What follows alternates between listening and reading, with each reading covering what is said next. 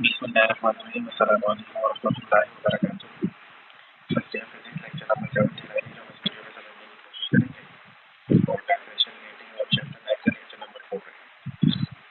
Definition rating में important topic है जो सेक्शन सी में आता है और ये हमारे पास सोर्स है, इसमें से लाइट निकल रही है और मेरी क्लास है। उससे टकराने के बाद क्या होगा? When the light passes through sharp edge, जब लाइट शार्प एज से टकराती है, ये शार्प एज है, इनसे टकराएगी, ये स्क्रीन है,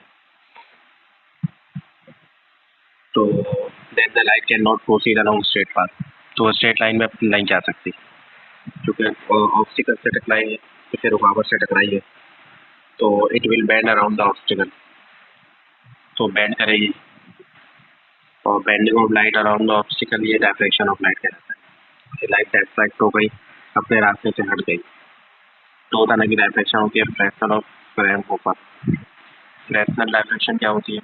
if the source of light and screen are finite distance, अगर सोर्स ऑफ लाइट और स्क्रीन फाइनाइट डिस्टेंस पर है तो फ्रैक्शनल है, अगर सोर्स ऑफ लाइट और स्क्रीन इनफाइनाइट डिस्टेंस पर है तो फ्रैंक पर है।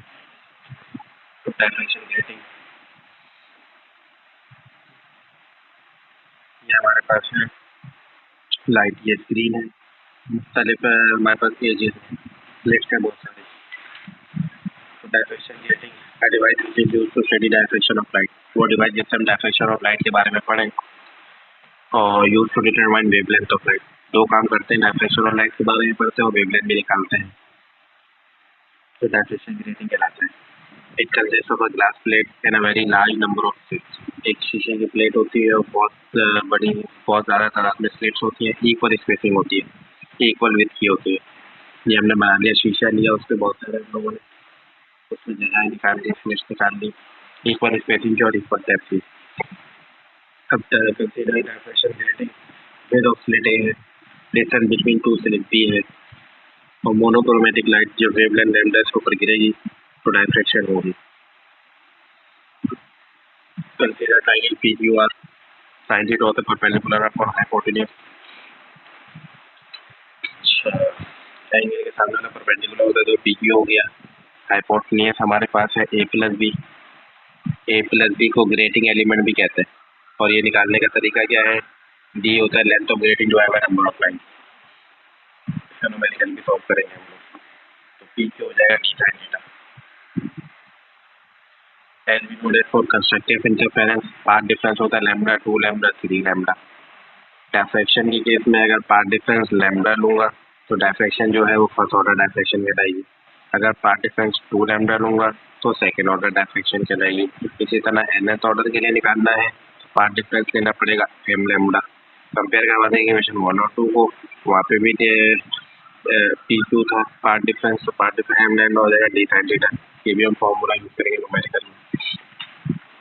m नंबर ऑफ ऑर्डर है, ये वेवलेंथ है, d ग्रेटिंग एलिमेंट है और एंगल ऑफ डायफ्रैक्शन है। Double equation for grating equation, grating equation कहलाती है if we determine the angle of diffraction through spectrometer. Spectrometer की मदद से अगर हम लोग एंगल निकाल लें तो तमाम बातें जो चीज़ें हाथ पर हैं वो नोन है, तो हम लोग वेवलेंथ निकाल लेंगे। Diffraction of X-ray through crystal, X-ray की बहुत छोटी वेवलेंथ होती है, इलेक्ट्रोमैग्नेटिक रेडिएशन है 4x⁻10 मीटर, तो एक्सरे डायफ्रैक्ट नहीं होता डायफ्रैक्टिंग ग्रेटिंग एलिमेंट में, लेकिन एटॉमिक प्लेन जो होते हैं क्रिस्टल के उनका डिस्टेंस बहुत छोटा होता है, तो वहाँ से एक्सरे डायफ्रैक्शन हो सकती है।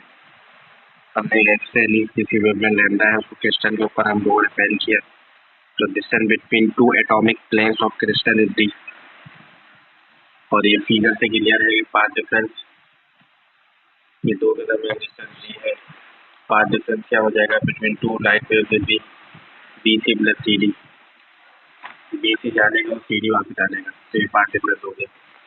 तो ट्रायंगल ABC लेंगे, साइन थीटा होता है परपेंडिकुलर अपॉन हाइपोटेन्यूज, परपेंडिकुलर हमारे पास है BC, हाइपोटेन्यूज हमारे पास है D साइन थीटा हो जाएगा।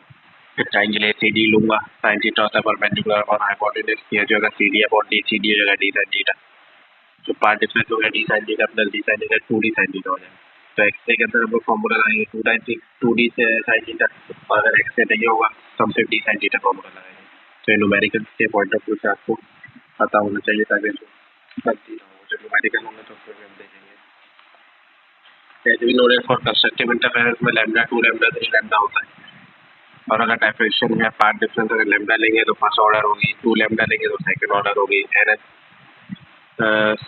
ऑर्डर लेंगे nth ऑर्डर के लिए पार्ट डिफरेंस m लैम्डा हो जाएगा, m लैम्डा हो जाएगा 2d sin थीटा। बाकी ये सारी चीजें पता है कि m नंबर ऑफ ऑर्डर है, वेव लेंथ है। अब पोलराइजेशन ऑफ लाइट जो है वो अगले वीडियो में समझ लीजिए।